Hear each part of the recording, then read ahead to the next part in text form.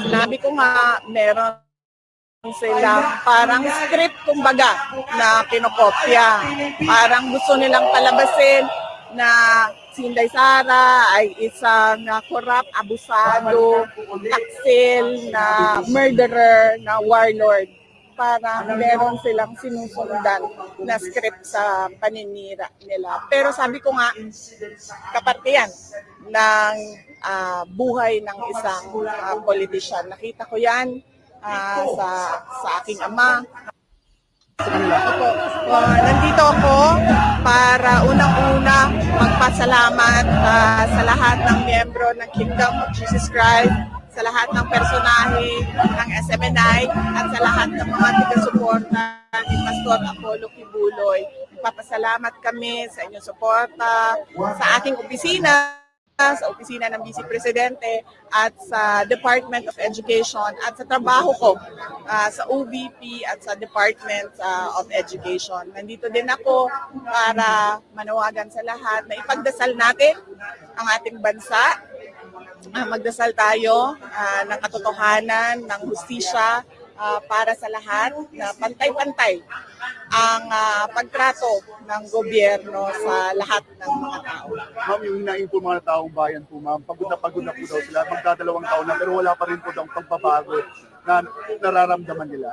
Opo, yan po ay karapat-dapat na iakyat nila sa ating Pangulo.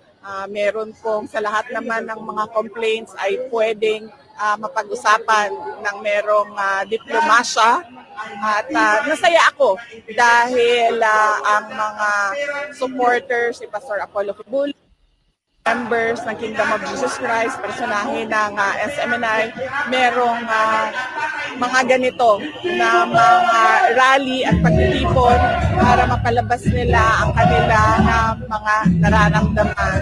At ito ay pagpapakita na ating freedom of speech and religion. Your comment, they want you to become the President of the Philippines right now. Apo, ang alam mo kasi sinasabi ko lagi, no, ang buhay politika, ang buhay ng tao, hindi natin alam kung ano yung mangyayari bukas. Kaya ang lagi na lang natin pwedeng gawin ay magdasal sa Diyos, magdasal para sa bayan natin, magdasal para sa katotohanan, magdasal para sa hustisya, and syempre magdasal para mabigyan ng wisdom na magawa yung trabaho natin. Sa ngayon, ang tinututukan ko ay ang trabaho ko, mandato ko sa Office of the Vice President, at yun ay ang pagtatrabaho para sa ating bayan, ang pagserbisyo, pagpapaabot ng serbisyo ng gobyerno sa ating mga kababayan, at ang trabaho ko sa Department of Education para maiangat natin, mapataas natin ang kalidad ng edukasyon. Ma'am, ano na yung maaasahan ng mga taong bayan sa Office of the Vice President sa gitna po ng mga nangyayari na gusto na nilang magbabago from the Office of the Vice President? Ano ang aasahan ng ating mga taong bayan? Okay.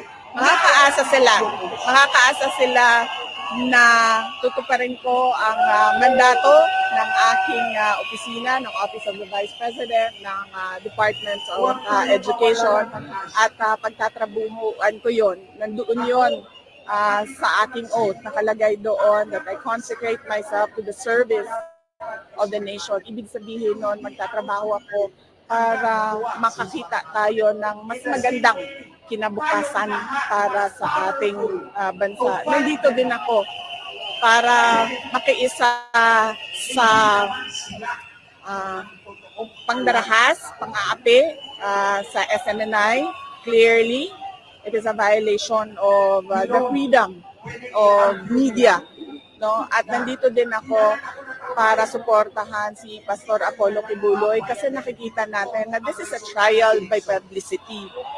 Mga hearing na walang pinupuntahan, mga witnesses kuno na nagkukubli kung ano yung kung sino yung totoong identity nila. At one-sided siya.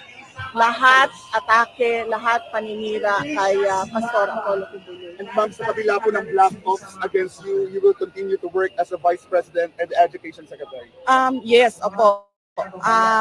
Lumaki ako sa politika. Kaya alam ko na ang black propaganda ay kaparte ng journey ng isang politician. So sinabi ko nga, meron silang parang script kumbaga na kinokopya.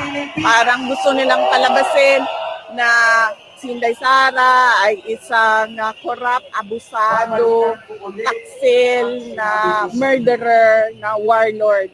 Parang meron silang sinusundan na script sa paninira nila. Pero sabi ko nga, kaparte yan ng buhay ng isang politician. Nakita ko yan sa aking ama, nakita ko yan sa buong bansa, sa mga politiko natin. So hindi na siya nakakapagtataka na meron talagang paninira. Ma'am, last na lang po.